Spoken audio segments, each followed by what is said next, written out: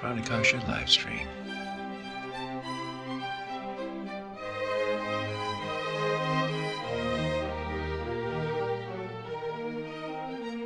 Hey folks, it's Matt of Pranakasha Productions, and today we are talking with Nick Pollock, the lead singer of My Sister's Machine, which is a moderately well-known 90s grunge band out of Seattle. And then also, well, you guys had some YouTube videos, and you were on MTV, right? Yeah. So you guys were somewhat famous. I think we like to call it almost famous. I mean, that's what I always end up saying about it, because it's like, I don't know, I mean, compared to our friends, your Soundgarden friends, and your Jam, Alice in Chains friends, and you played on Alice in Chains, right? Didn't you tour with them as a guitar player for a while? I played in that band from I think it was 17 years old when I first met Layne. He and I were best buds, and that just best buds on out and stuff like that. But yeah. My first claim to fame. Okay. And back then you had beautiful long hair. I did. Luxurious. Yeah. And did you already have your tattoos? I didn't. I don't think I got that tattoo from Reaper when I was 18. Okay. Another one over here, another tattoo when I was 24. And then the majority of these things were all in my 30s and then my 40s. Okay. And I'm still getting them. So. And now you're 60, right? Yeah, exactly. Close. I'm 55. Oh, you are? Okay. Oh, I'm 57. Yeah. So, okay. So, you know what we should do? Let's show a clip. Which My Sister's Machine song is the best one to show? Oh, gosh. Well, the one that people love or often show is going to be the song I'm Sorry from the Diva record. Okay. That's a good one. It's up in the snow. You might as well do that one. Oh, I've seen that video. Okay. All right, folks, let's watch it right now. Here comes I'm Sorry, My Sister's Machine.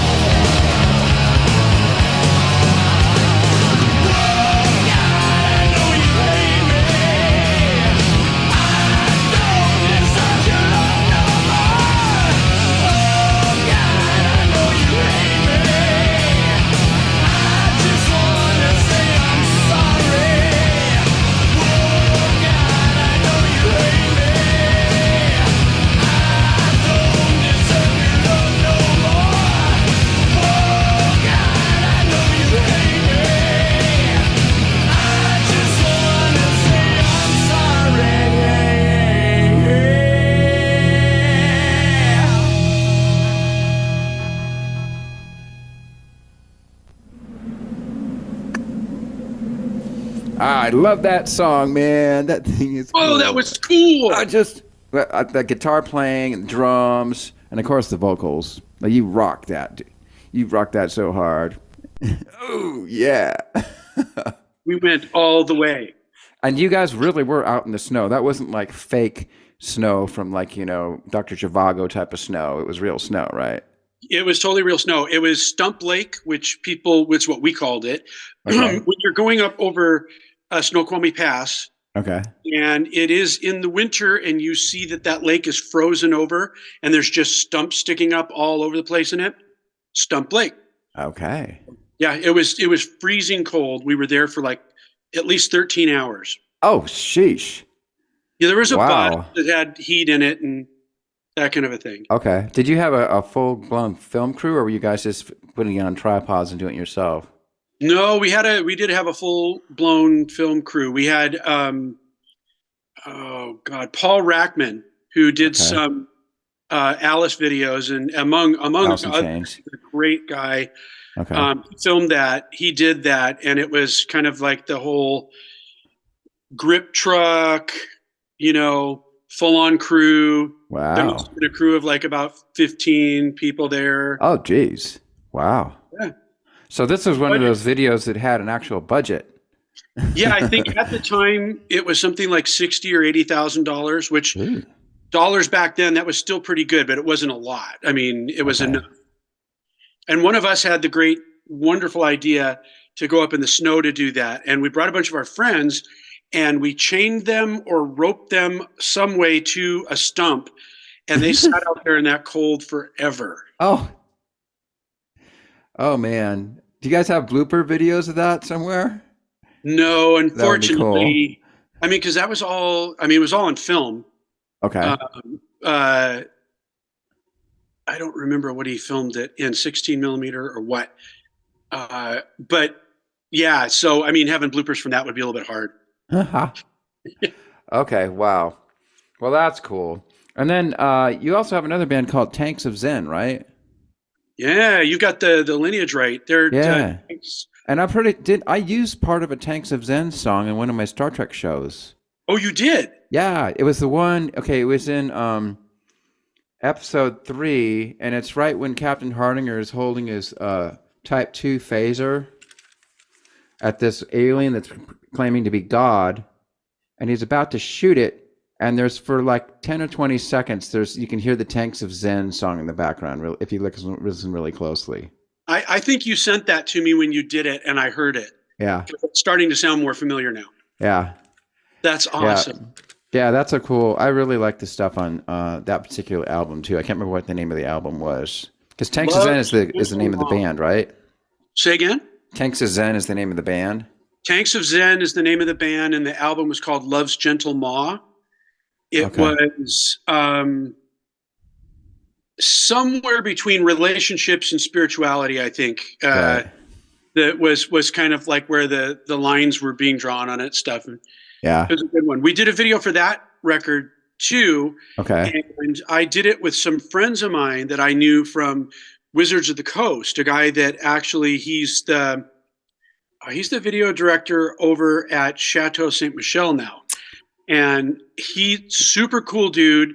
And he's like, I storyboarded out the whole thing, and he's going like, you should direct it. So I actually directed a video, and that one's called Through the Red Lie. Okay, can we show that? Yeah. Oh God, yeah. It's on YouTube.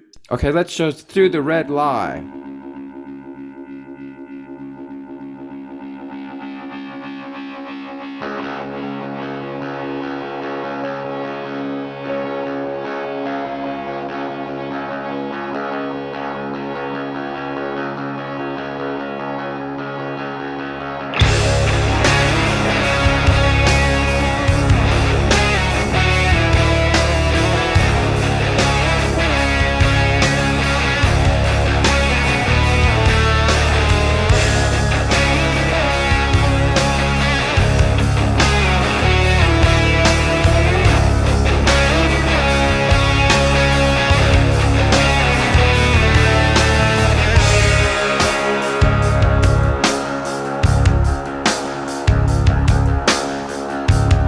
When I'm mad, I wanna break it, throw it all away.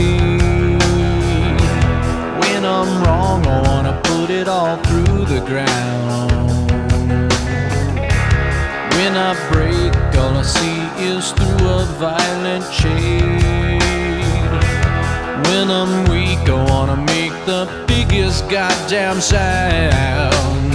When this rage is gone away, the rules are gonna change.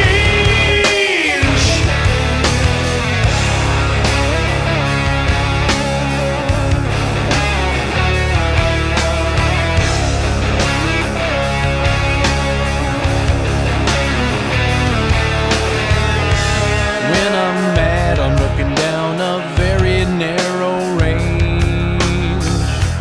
When I'm wrong, I got my back up against another wall. When I break, all I see is through a violent shade. When I'm weak, there's no solid place to fall. When this rage is gone away, the rules are gonna change. Don't mind this in me. Look through the red light. Don't mind this in me. Look through the red light.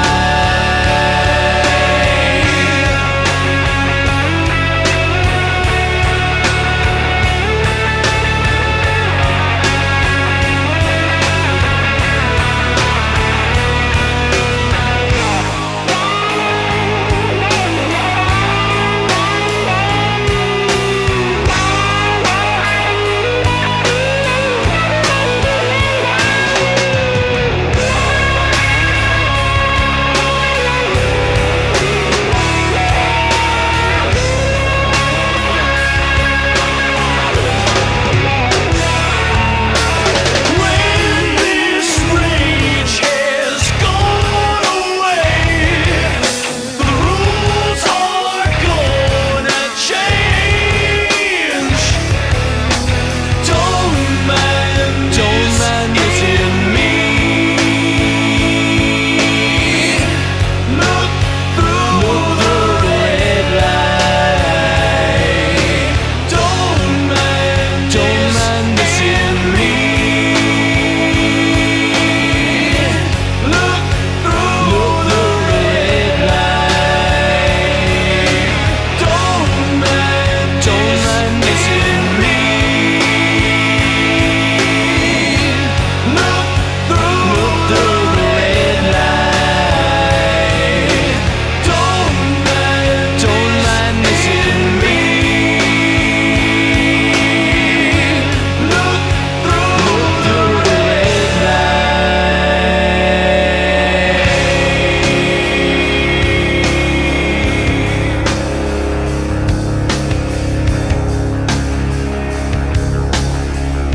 Do it. Okay, well, now that was cool. Now, wasn't that? What's the red lie? The red lie is kind of a phrase that is, it's talking about anger. The whole song's about anger. Okay. And that whatever we see in a state of anger has us do and say things that are usually horrible, a lot of times that we regret deeply. I mean, I don't know how many relationships have been destroyed in 5 minutes because of that type of a thing, but that's what the song's about. Okay, well, it just so happens today I got in a rather big tiff with one of my best friends who I identify with my sister. My little sister died 11 years ago, kind of suddenly. And this friend of mine, Elise, she totally reminds me of my sister. We had a rather good fight over the phone today. Actually, it started on the internet, and then luckily we decided to do a phone call, and then worked it all out over the phone. Because I was really laying into her. But the craziest thing is then I realized, oh, I'm doing an interview tonight with the guy from My Sister's Machine. I'm like, the universe is conspiring against me. And now you're talking about a song about anger and how it just can ruin relationships and mess everything up. Right. The video we just watched, we can remind folks of what they saw, was me with my really good friend, Bobby Moss. Okay. And she and I are at the Alexis Hotel. We set up those scenes there, and the two of us are having a fight, like a couple. And then it's interspersed with band scene type of stuff. Right. So even better, right? You know what? I think I saw this video a long time ago. It's coming back now. Yeah, it's starting to come back. I think you once showed it to me a long time ago. I may have, because we shared a bunch of... okay, this is like a major therapy session. This entire day is like one giant therapy session. Yeah. For me. Well, I know the territory, man. I know exactly what you're talking about. Yes. Did you guys resolve your differences? Yeah, happily, me and my sister, before she died, we worked out most of our stuff, thank God. That's good. Because for a while, I just would never talk to her at all. And yeah.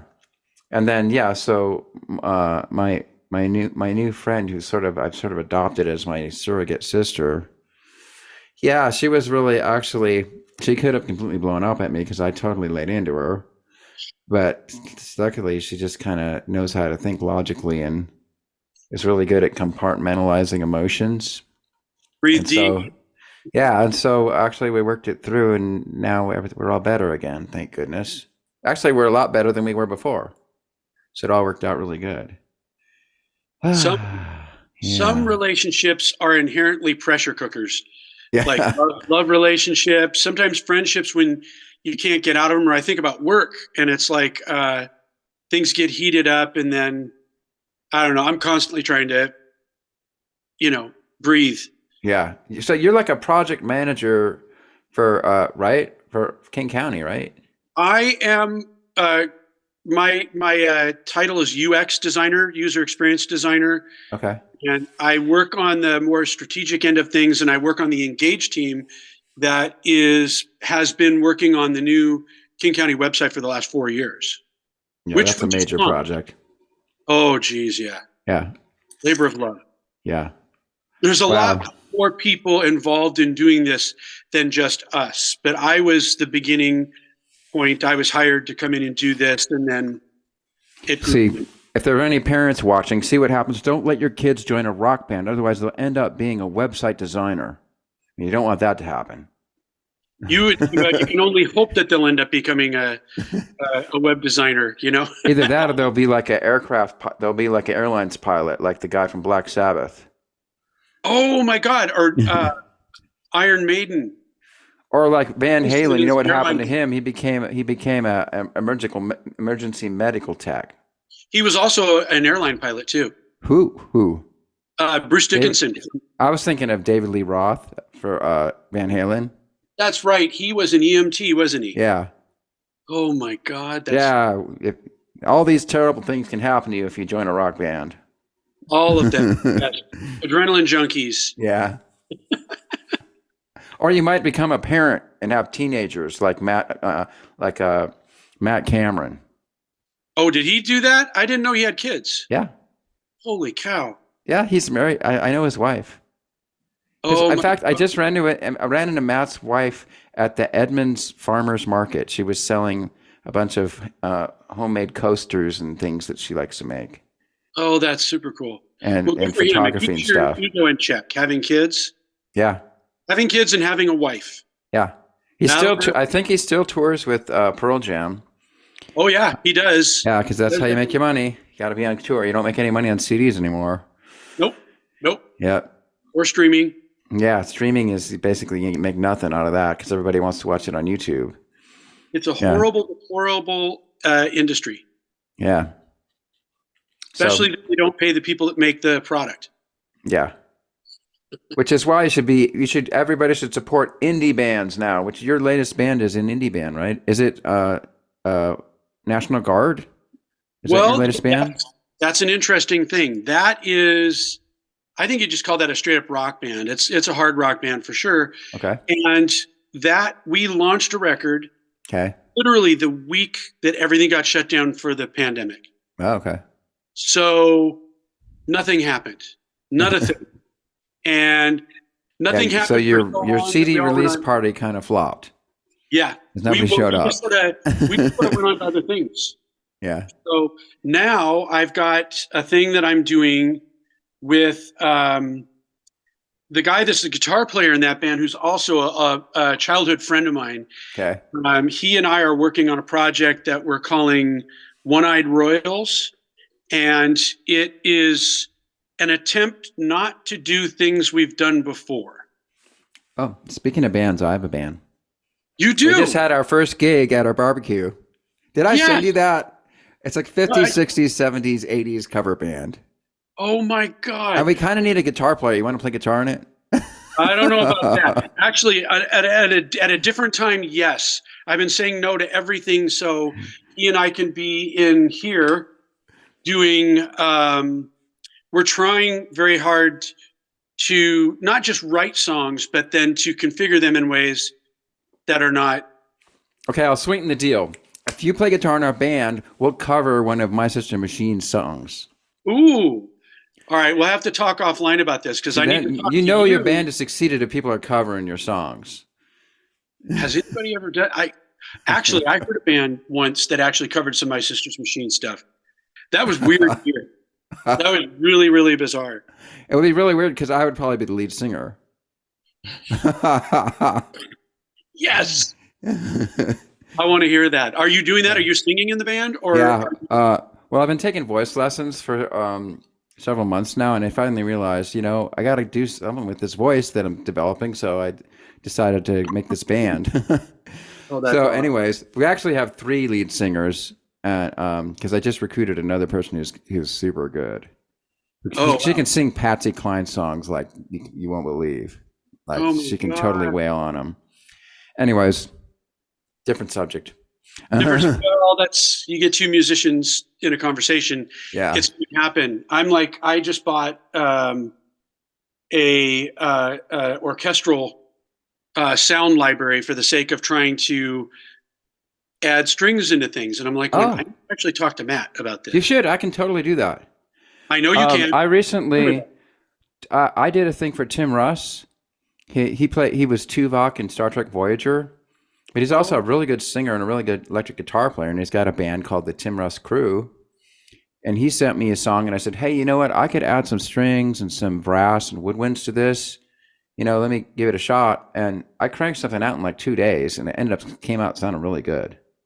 I'm sure it did. Yeah. From the other things that you've shown me that you've done, I'm sure it's going to be totally top notch. Yeah, we should do it.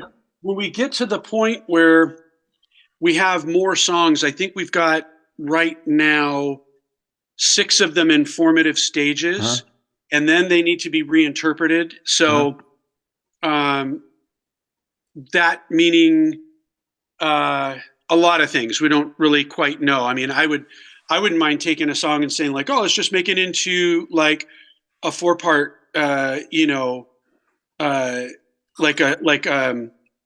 violin, viola, cello. Right. Well, what you can do too is you can just mix in orchestral stuff, mix pretty far back, where you don't really know exactly what it is, but all you know is it makes it sound richer.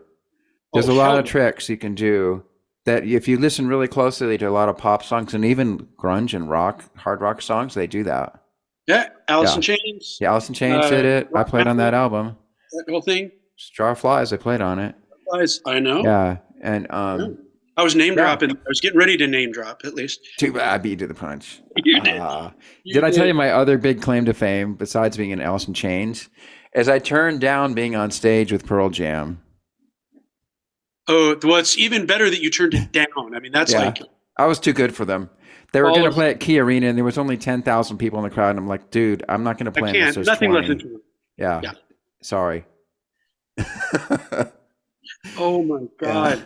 So the deal was they were playing like on Sunday, And like it was Thursday or Friday, and they're like, "Hey, dudes, do you want to play a string quartet on our concert?" And we're like, "Okay, sure. When is it? This Sunday." I'm like, "Oh fuck, man! I'm like already playing concertmaster in this other orchestra. I can't bail on those guys." I'm booked. So I couldn't do it. But my friends got to do it. So a bunch of other people from Octava Chamber Orchestra got to be on stage with them. Oh, that's and awesome. They really had a great time. That is so cool. Yeah. Yeah, I will definitely take you up on that with the places. I don't even know where we're going to try and do that in, but I've got I got that sound library and stuff, and I started throwing stuff in. Let me tell you how I did it for Tim Rush. Okay. He sent me the final song, and I was like, this song sounds cool, but I could add orchestra to it and make it sound way better just adding it on top of your 2-track final mix. And so what I did was I imported it into Finale, and then I just wrote an orchestral score, and then I had Finale play it back through a sound library called Note Performer, and it sounded great.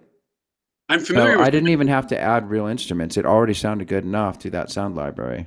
That it worked out. Yeah. I noticed that with some of the things in there, like if you're going, I'm just trying to do something supportive, I'm trying to outline the chords that are going on in it, and then do some passing tones and things like that. Yeah. That it's like going, oh, this will work wonderfully. But I know when I did this, I was thinking of you anyways. I mentioned you to Jimmy. Great. And said that this is one of the people it'd be great to have as a collaborator. Yeah. Plus, I'm really fast at it now because I do so much composing. It's my own Speed's not stuff. important with us. Yeah. That's okay. I believe that you're fast. I mean, yeah, that's just really cool. I'd love to get some of that back in there. Also, I'm way better at cello now. So if you ever need cello, I can totally lay down cello tracks as well as violin. I've been thinking about picking up some condenser mics. I have a great, can you see? Yeah, you can see it. Yeah. It's a really great Neumann ELM49. So it's the transformerless version of the M49. Yeah, it's a diaphragm mic, right? Yeah. Okay. And it sounds absolutely beautiful. So that on any acoustic source is going to sound great, but it'd be great to get like a capsule mic. I will probably pull the trigger on it, so we could do that. Okay. And this is we're in your basement, right? Or where are we? Yes. And this is basically your studio where all the magic happens. It is. It's the last. So the Tanks of Zen record, and especially the National Guard record. The National Guard record was recorded in this room, and it was everything but the drums. So we went to Robert Lang Studios to do the drums, and where and if we use real drums on this, which I'm sure we will to some level. I've already got a very notable drummer from around here that I won't mention just because I don't know. He said he'd do it and would be happy to do it and all kind of stuff. It'd be like, yeah, I'll just keep his name. So usually, I mean, most recording gigs I've done, they usually lay down the bass and the drums first. Is that how you guys do it?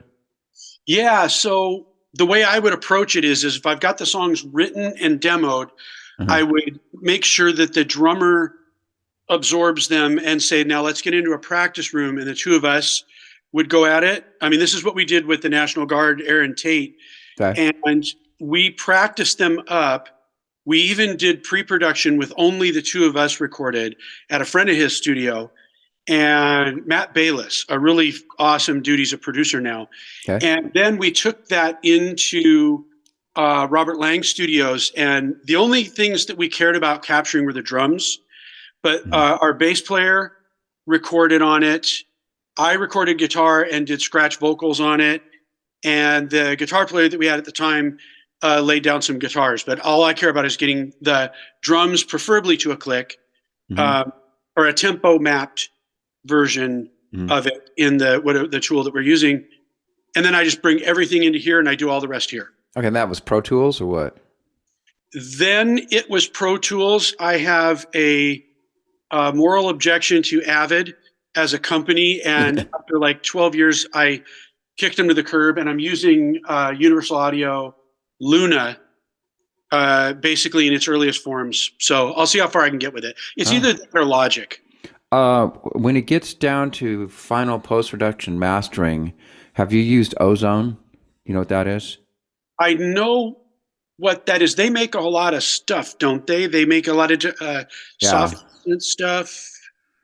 I have a version that's I really like. I think it's just called Ozone, and it's like version 5, and they're up to like 10 or 11 now. But I really like this particular one. And basically, what you do is you mix everything down to 2 tracks. Then you run your 2-track thing through this sweetener that does all kinds of stuff. Like it compresses it, adds reverb, it expands certain frequencies, and they got a billion presets that you can use. Basically mastering. That's what it is. And because I used to do it myself, like try to get the reverb just right and the compression just right. And then I found this, and I was like, oh, this is way better because it has all these presets, and I can just pick the ones I like and zoom, it does it. Oh, yeah. So, yeah, I love it now. I have some settings that I always use for classical, but it also has some really good pop and rock and jazz settings. Okay. That are really good. Yeah. I could completely geek out on you and bore the living hell out of you and anybody else listening to this. I will not do that. Okay. I'll only say that a lot of the things that I have been putting things off for, including stuff that you and I have talked about, is what I've been building in here. And I'll have you come over. Okay. So you can see it. This is now just as good as any other mix environment that you're going to find. Right. Gear-wise. And I wouldn't want to master anything in here. I take it to Ed Brooks. He mastered the National Guard record, which was great. But suffice it to say, the things that you're talking about, I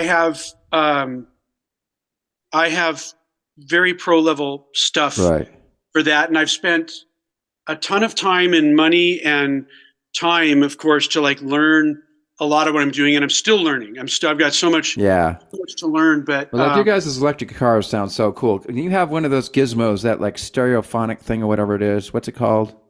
Oh, for guitars? Yeah, there's that thing.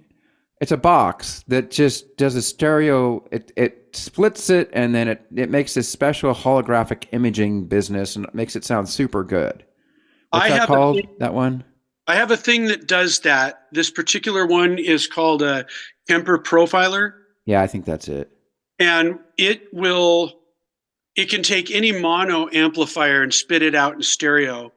It's wired into my desk, and it's either I'm using that or I use this thing called Universal Audio Aux, where you can take real amp heads, not have to deal with speaker cabinets, run it through the aux, and it's a digital IR, so it emulates speakers, speaker cabinets, microphones, and rooms.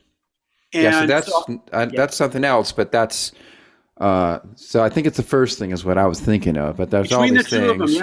Because it's so funny when you think of a grunge band, you think, they just crank their amps or whatever. But then when you listen to it, you're like, well, they're putting all kinds of effects and stuff that make the guitar sound really good, especially on headphones. Well, this will more than do that. It's like if you imagine every killer amplifier in the world, as well as its speaker cabinets and that kind of thing, you model it. And you can get all the models for it. I have 120 different amplifiers in this thing. Okay. You name it, I have a version of it. And that's only the stock stuff. I can get a whole lot more. And I'm assuming it's super high quality. I mean, I had a PV amp that I bought for $200 that could do stuff like that. But I mean, of course, it's not going to be the quality that you're talking about. But at least it could sort of pretend to simulate different amplifiers and stuff. But I gave it away to a friend of mine, and then I went and bought a bunch of Guitar Center acoustic amps. Oh, nice! What did you get? They're just called Acoustic. That's the brand that they use. The company Acoustic, and they look really retro. And I ended up buying a 4-channel one and a couple 2-channel ones. And then I bought a bunch of these Shure 55 mics. Check this out. These things. Oh yes. That has like a SM58 capsule in it or something? I think it really just has an SM58 inside it. I think it does, but the shell makes it just react way differently. I love singing into it. I can do all kinds of things to it and put my hand around it, and it affects the sound. Oh, God, Plus, it looks so cool. It's got that retro look to it. And like our bass player plays a stand-up bass, and our whole band is trying to do this 50s vibe. So that plus our really cool looking little acoustic amps make the whole thing look really retro. That's awesome. It's fun. I think that the cool thing about the digital modeling amps that are out these days, especially Kemper or Axe-Fx or there's another one I can't remember the name. The people who make amplifiers and that are known for being the most, sensitive tone gurus in the world, can't tell the difference between their real amp and the one that was modeled. Oh, wow. So if that tells you anything, I mean, so that means that they put a lot of love into the modeling of it. Yeah. There, cool. It really is amazing. And I get tired of having the cops called on me when I'm like miking up a big amp and recording it that way. Yeah. Neighbors don't like it, Yeah. Yeah. So with these modeled amps, you don't have to crank them to get the sound you want. No, if you can imagine, they're already pre-saturated within the tool. Okay. And you don't have to do that. The modeler or the thing that I mentioned, the aux amp top box from Universal Audio, you can record it like bedroom level. And it sounds like how you want. Wow, cool. Real amplifiers. They're cool. I like that. And they sound. Think about this too. The other thing is, usually the standard microphone set for recording, and this isn't anybody listening to this, don't think that I don't know that you can use many, many, many other variations on microphones. But a Royer 121 ribbon mic, which is $1,300, and a Shure SM57 is a pretty standard way to get, those sounds. But you're talking about $1,500 worth of microphones. Then you're talking about miking an amp, guitar amp, right? So we're talking about, okay. And it takes a lot of time, and you can do away with that with these. Okay. Which can be seen as a bit heretical for people that are like purists, but I'm Heresy. Totally. I'm tired of burn them at the stake. Yeah. It's not just pissing off neighbors and things like that. It is, I just want to get it and get it down good. And these work. So there you go. Nobody's going to know.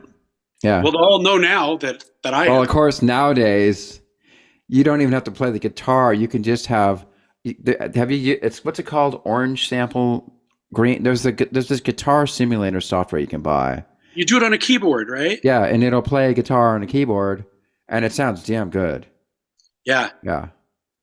No, so, if you listen really close, you can tell. But for just like, power chords and stuff like that, it sounds great. And you don't have to, it's just there. Yeah, there's a lot of things.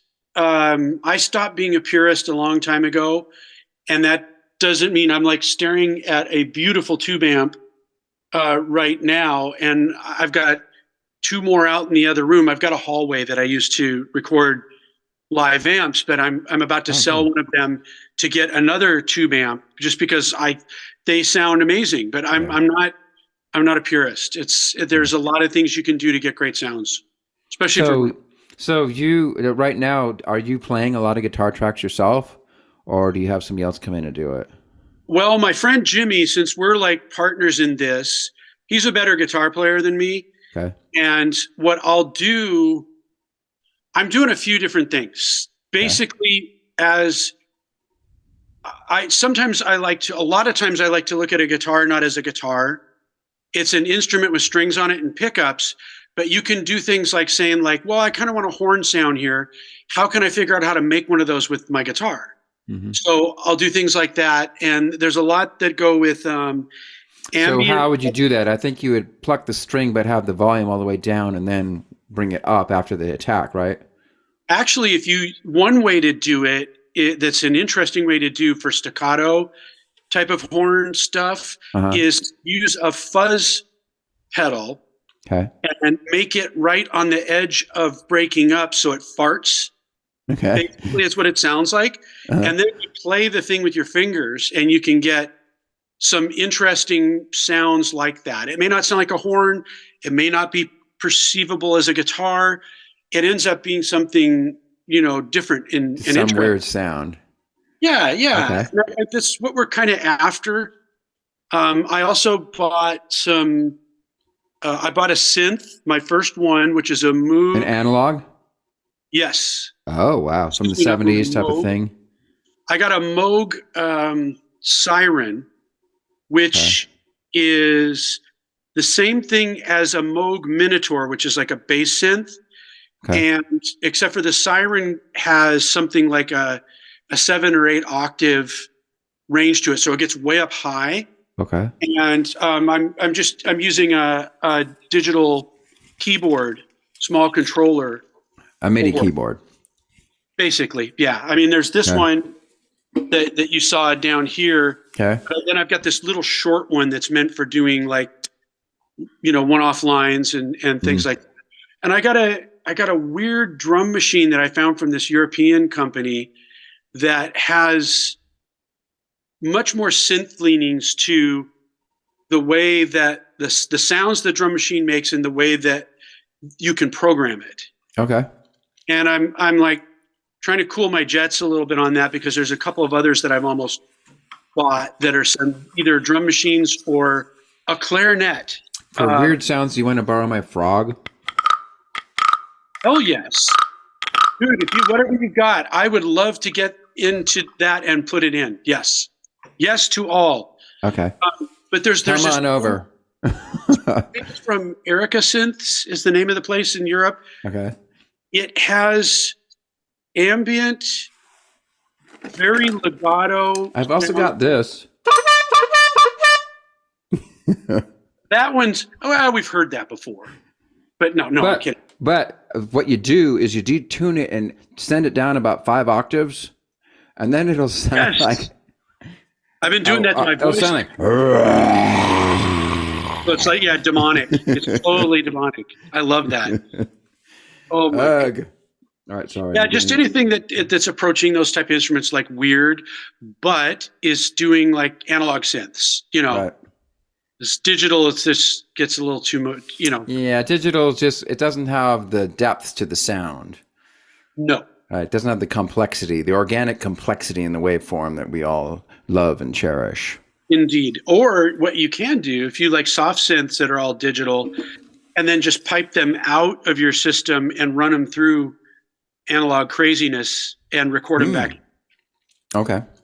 So that's kind of fun too. It's not like it's not been done before, but it's been done plenty. I do have days when I need some serious analog craziness. Hell yes. Today would have been good. But I should have just broke my cello out. That thing's full of analog craziness. It is. Especially the C string. Oh my God. Totally, yeah. I'm thinking that would be fun. What isn't that kind of I tried recording some drums in this room. And this room is really small and it's very dead from a mix perspective. So it's to be very dead. And I noticed that I didn't get anything good sounding out of drums. I'm a little bit concerned about what that would be for an acoustic guitar, even though I'm pretty sure I can get good stuff. Mm-hmm. Do you think cello would is the room? How important is the room? I don't think it's that important. I mean, usually when I'm in most recording studios are going to be pretty dry because the idea is you're going to add the reverb after. Okay. So and also the most important thing is where you place the mic. You got to make sure it's not too close to the strings because if it's too close, you get a lot of the garbage. And what you want to get is the resonant sound of the instrument. Sure. So and also a lot of times you don't necessarily need a super good mic because a really good mic will pick up all the garbage that you don't want to hear. A lot of times I've had better results with just a sort of middle of the road mic because it'll just get the warmth, which is what you really want out of a string instrument. Where do you usually mic it? I mean, like a guitar, 12th fret, and then on the body. Yeah, I mean, usually you're gonna put it maybe here. Like if I'm playing here on a violin, I'll put the mic about there probably. Okay. So that's what's 12 to 16 inches away. Okay. And same thing with the cello. Yeah, and you can experiment a little bit. It depends on the room and all that. That'll be fun. And yeah, we can do. And I have a really nice cello actually. It's it was relatively cheap. It was like $6,000, which is cheap for a cello. That's as good as this. Because it sounds like a cello that would be like 15 to 20,000. Because it's a Chinese J Hyde cello. Or what they do is they make the cello, but they don't finish it, and they send it to the U.S. and then the violin maker or the luthier then finishes it here. And so I got it from Sten Olsen, and that's how he did it. And he set it up. He put the bridge on and everything like that. But it's a beautiful sounding instrument. It looks beautiful too. It's nicely antiqued, and I totally love it. Well, I'm sure you do. Yeah. This has only been through the pandemic that you've been playing? Well, I've been playing cello like for at least 10 years. But then the thing that inspired me to start practicing is when I got this really nice cello. And then soon after that, I was like, well, if I got a nice cello and I'm practicing, I might as well start taking lessons. And then once I started taking lessons, what do you know? I started getting way better.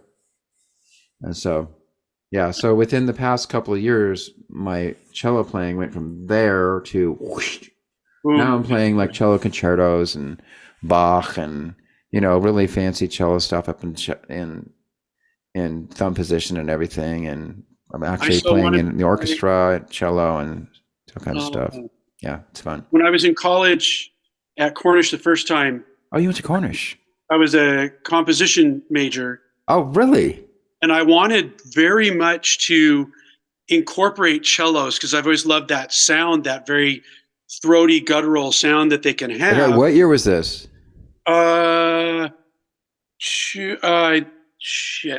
86, 87, 88. So it was before My Sister's Machine. It was, yes, before My Sister's Machine, during the time that I was playing with the first Alice in Chains. Oh, they were already together in the 80s. I didn't know that. Well, the original Alice in Chains, under that name, we started out as a band called Sleze, spelled horribly, Sleze.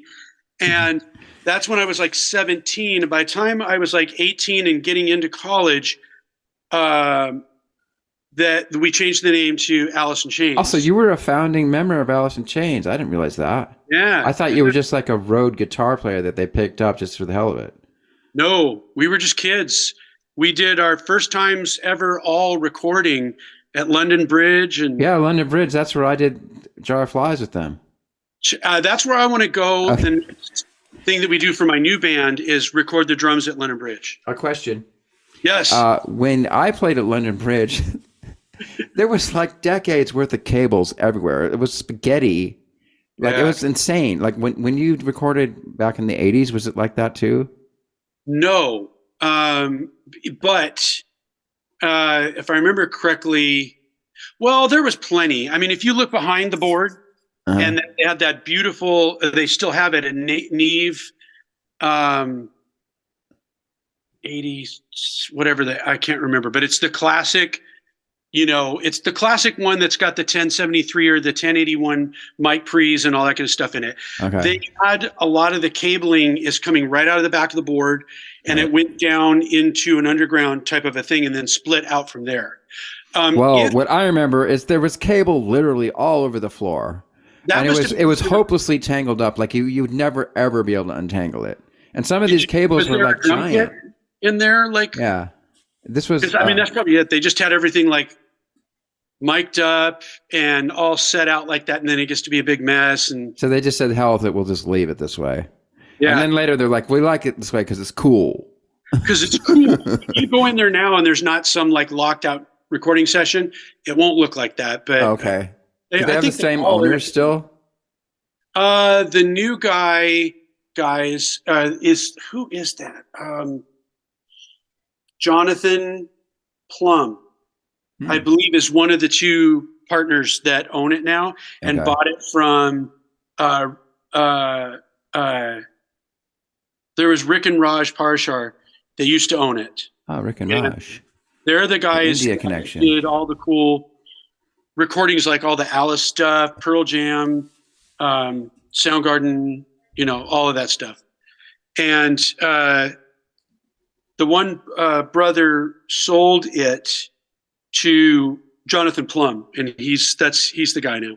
Okay. And I'm assuming when you go record in a place like that, it's just a flat fee, right? There's no residuals or anything like that they get? No, it's usually, you're usually paying a day rate if that's the way you're going with it. So, right. Yeah.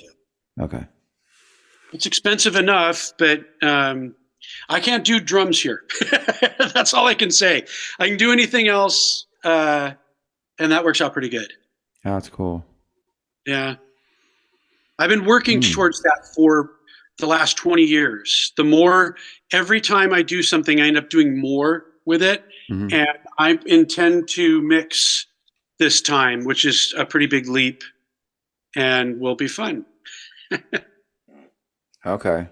So basically you're going to lay down all the separate tracks at the studio, and then you're going to come back and try to grab all the good stuff and mix it all together. Yeah. Which can take forever.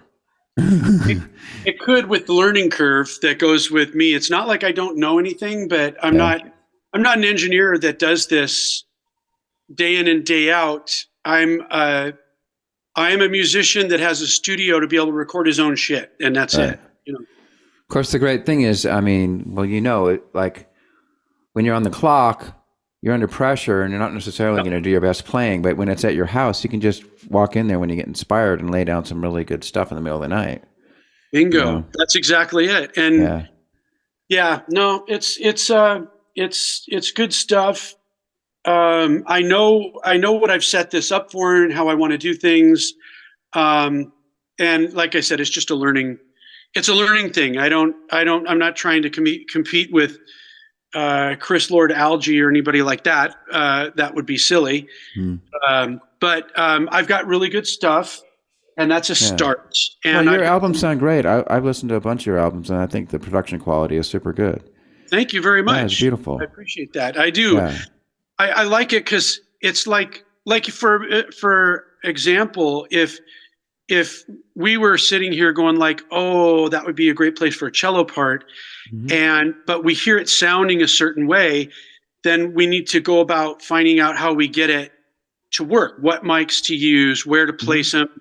Do we put them through things? What kind of mic preamplifiers do they go through, and what do we do with them once we get them into the system? And it's like a trial and error type of thing that you can't do when you go do a day rate at a studio. Right. Nobody's going to let you do that. That's footing the bill.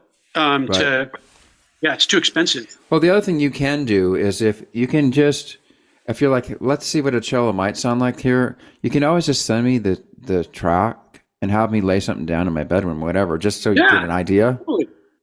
And then if you like it, then you can bring me in and we can re-record it and get the really sweet sound that you really want.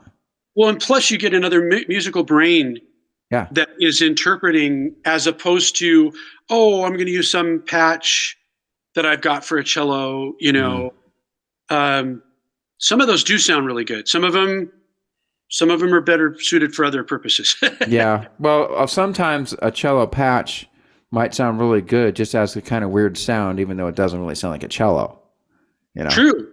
I love that about recording. I'm definitely a fan of the Beatles, Revolver, Sgt. Pepper era stuff that's very experimental. Yeah. You get beautiful things that can come out of that. Another thing about cello, the cello C string has got a ton of overtones in it. And so you can just get these really wild sort of drone ohm type of sounds just out of an open C string. By layering it a bit, and then maybe doing tonic and fifth, like a C and a G. Are you familiar type of thing? With a EBow? EBow, A little wonderful tool that people have been using for a long time that we use in guitars, electric guitars. It's like a magnet, but it gets the string to resonate at certain frequencies, essentially, and you place it along where the pickups are. So you get, like I did a song that is meant to have basically a cello type tone going through the whole song. and it's got a few places that it takes a breath, you could say. Okay. But the EBow allows you to do that on a guitar because you can get one of the switches on it makes it to where it's just sort of dark sound. Okay. And you can get things like that, but it'd be great to do it with a cello, you know? Yeah, there's so many things we could do. Yeah, we should do it. I mean, we've been talking, how long have we been talking about doing this? It was before the pandemic, so it's probably at least 5 years. 2018, 2019, somewhere in there. Okay, so that's 4 years ago. It's been three. When did you first start? When did you first start working at King County? God, I want to say 2019, but I hit my 4-year mark. Just okay, because I remember an email came out. Please welcome Nick Pollock. He used to play in this band, My Sister Machine, and then I immediately emailed him and said, "Hey, dude, we should go out to and we did. That's right, and that's how we met." Yeah, so it's got to be about 4. It's on the outside of 4 years because I may be at the halfway mark with the 4 years. I'm not sure. Okay. So you're going to get your plaque. I know. Your little glass plaque for hooray. I think they should give us a T-shirt. T-shirts would be way cooler than plaques. I think so. So, or they give you some like little plastic cube. Right. Yeah. So guys, by the way, I work at King County too. So we both work for the KCIT, King County Information Technology. So that's how we met, me and Nick. There you go. So we're both musicians who are IT guys. That's how you make your money. You got to somehow make the money to buy all the toys to be a musician. I know. That's like going, how did you make a choice on this as a day job and stuff like that? And I go, could it buy me studio gear and guitars? That's what matters, you know? Exactly. Yeah. Wow. That's cool. Okay. So what is your latest band? Is it still National Guard, or what's the new band called? It's a new thing, and we're calling it One-Eyed Royals. One-Eyed Royals. Okay. That's a euphemism for short-sighted people. That's a nice way to put it. And it's card slang. I thought a One-Eyed Royal is like a one-eyed jack, right? Yeah. So One-Eyed Royals is the 3 face cards, King, Queen, Jack, that have only one eye. Okay. One eye showing and things like that. So it's basically a profile, right? Yeah. Okay. Pretty much. Right. I've got some great ideas graphically for doing things with that. Now, is this going to be completely a studio, or are you guys going to do live shows too? We keep talking about like live as well, but for now, the only thing our heads are at are studio.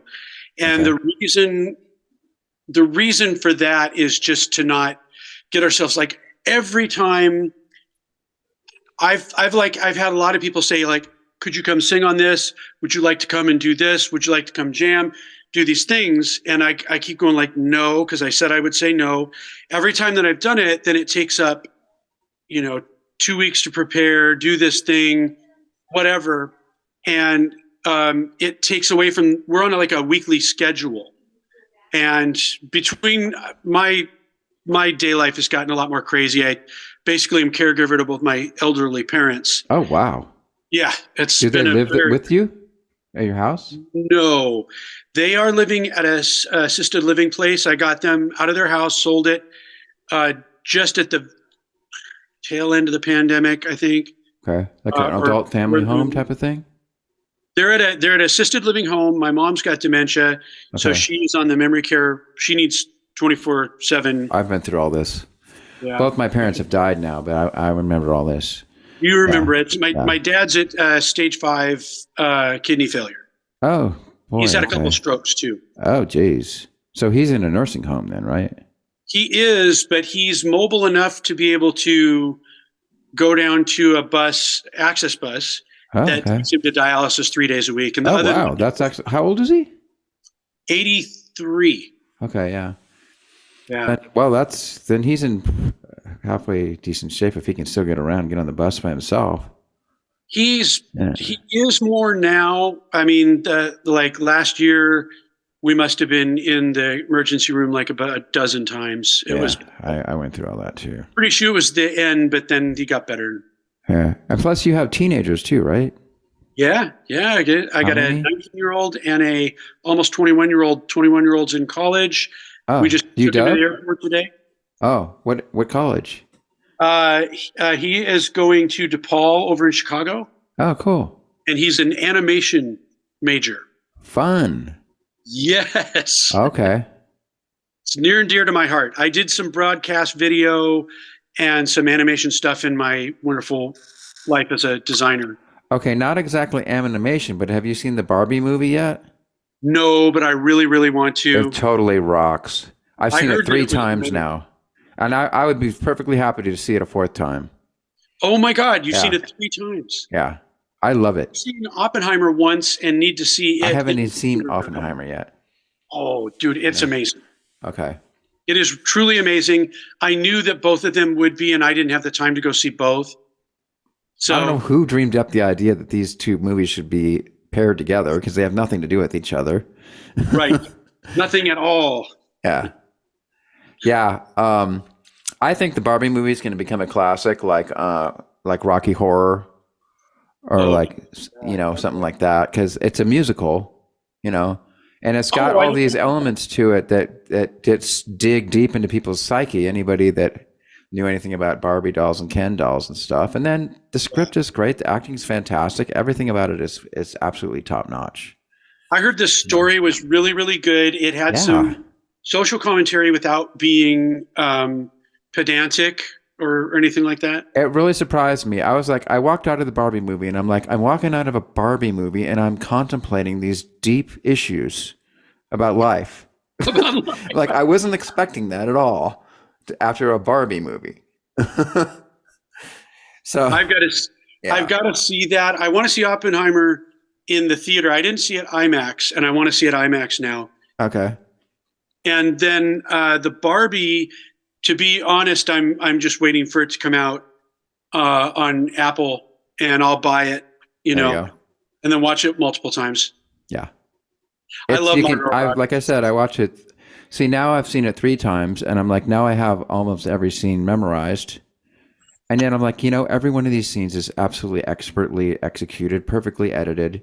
The acting is great, and the script, everything about it is totally top notch. Awesome. So anyway. Well, that's a good recommendation then. I'm sure they're going to milk it for a bit, but it's already on Apple Movies. Oh, really? It's a pre-order. Okay. Yeah. Wow. Okay. Oh boy, we went off on a tangent that time. Yeah, you got to do it. So we've been talking for a while. You're making your editing job a little bit harder, right? Yeah. Well, I probably won't edit anything out. I won't edit anything out unless you want me to. No, so far, it's all good. Yeah, I'm all good too. Yeah. Yeah. So now, what's this T-shirt you're wearing? Oh, this lady over in Philadelphia, Bread and Water, I think is the name of her deal. And she does these punk shirts that are jokes. They're punk jokes. So if you imagine, like, this looks like a punk rock T-shirt, but it's got Brian Eno. And on the bottom of it, it says, "Here Come the Warm Jets," for that album he did. So it's like Roxy Music era Brian Eno picture. I've got a number of her shirts. I've got another one that says Black Books, and it's got some weird other subversive sayings, but she's got a black flag logo on it. Okay. And Black Books is just basically saying, books used to blackball people. Okay. And I've got another one that's Talking Heads, which is really awesome because it looks like a black metal shirt, pentagrams and all. And on the back of it, it says, "And you say to yourself, this is not my beautiful house." Yeah. I had to get it. Yeah.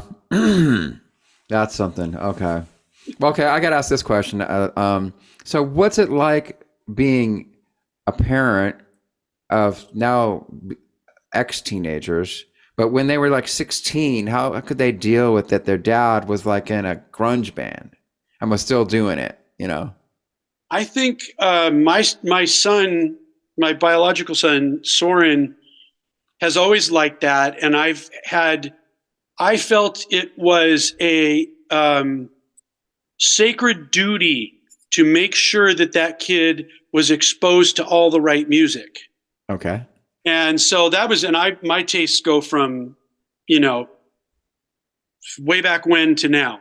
So Frank Sinatra, the Beatles, Jimi Hendrix, Crosby, Stills and Nash, right, Boston, Styx, Wagner, Van Halen. Okay, Wagner, Bach, Mozart, Mendelssohn, Schubert, Chopin. Get him into some weird stuff with that, like Arvo Part. Oh yeah. Love. That's he's one of my favorites. Yeah. Serenity. Yeah. Or the Cantus for Benjamin Britten, and the Tabula Rasa record, especially. That's like one of my all-time favorites. Hopefully some George Gershwin you threw in there. No, but really? we're not done yet. We're not done. Okay.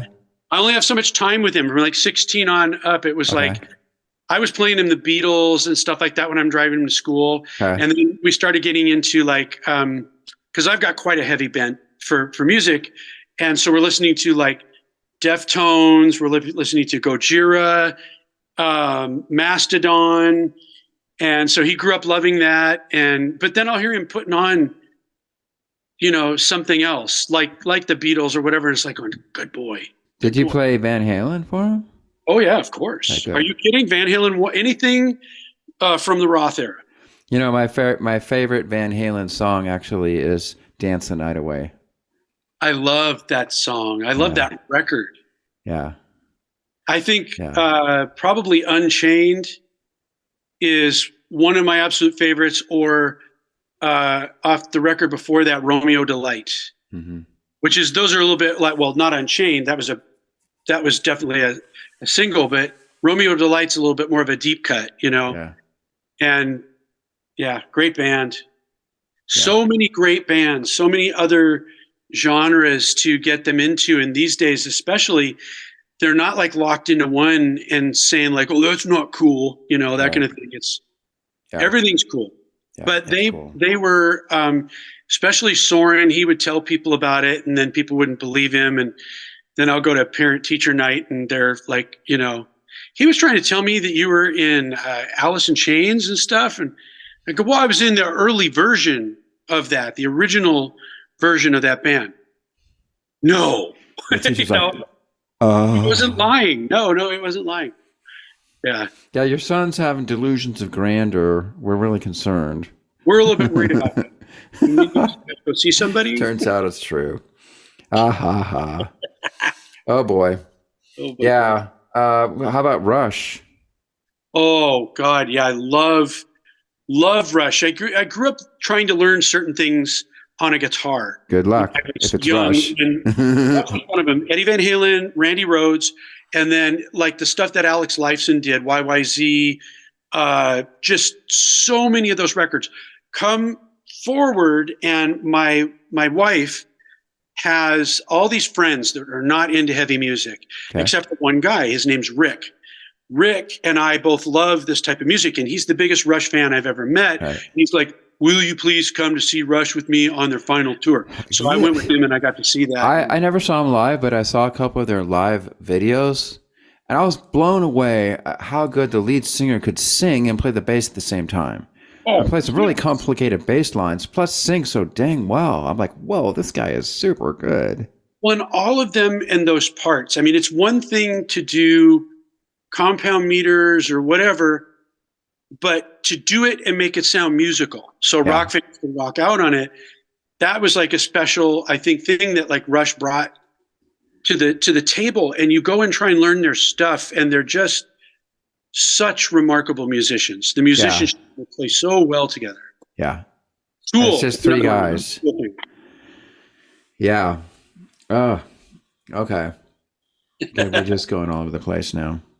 Maybe we should wrap it up. I'm trying to, well, it's funny. I just was on the phone today with this other guy who's like this 80-year-old sort of R&B blues piano player who knows, he knows a guy who played with Elvis, and he's doing a band. He's doing this project now. He wants me to do it with him.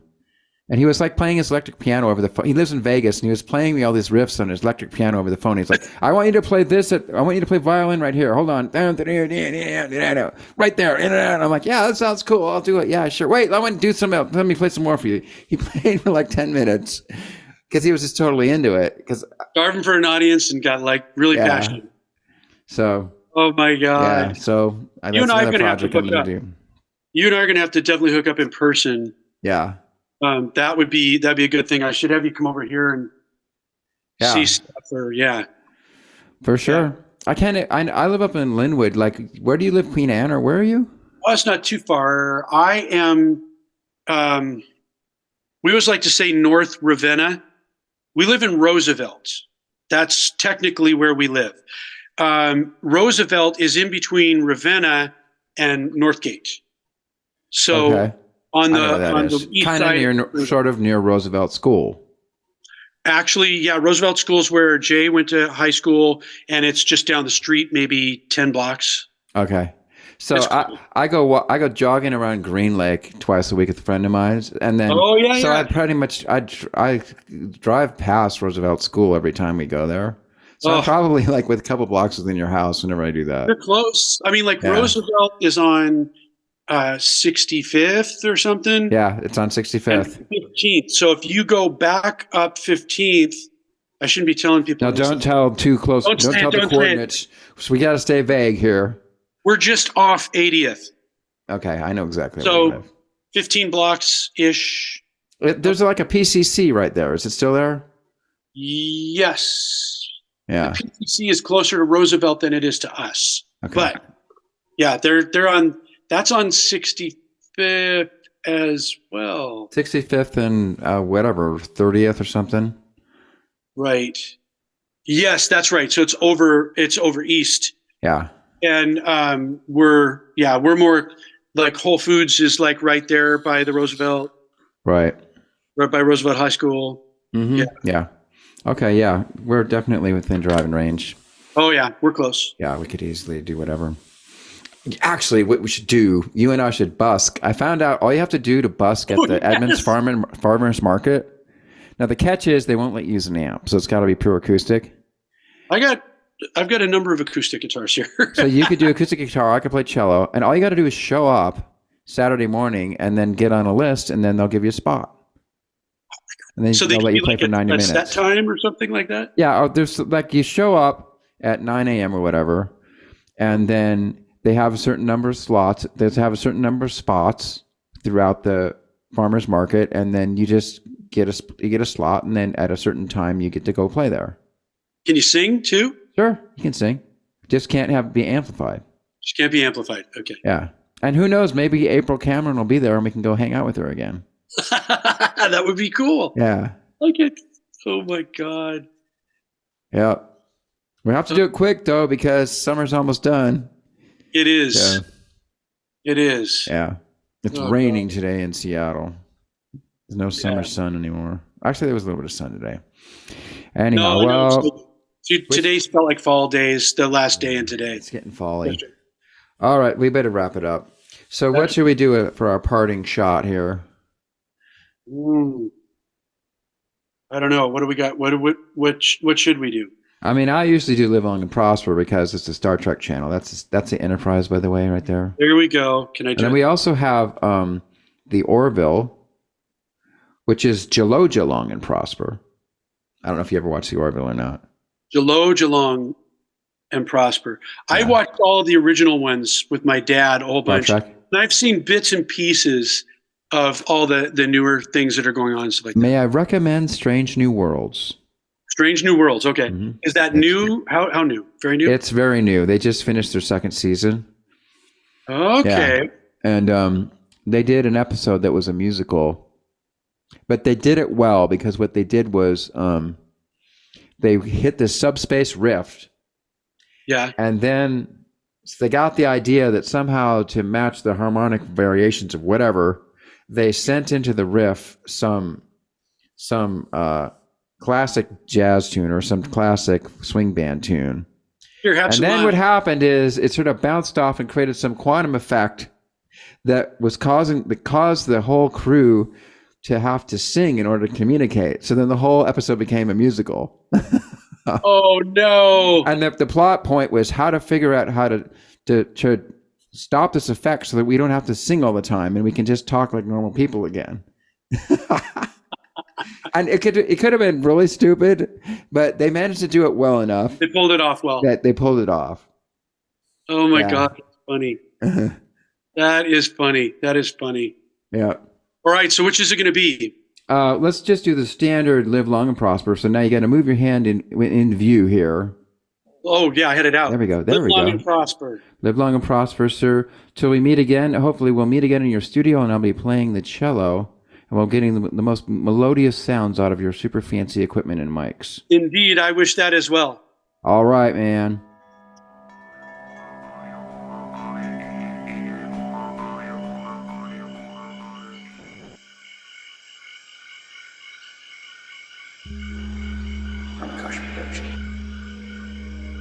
Fantastic creations emerging spontaneously from the space of life.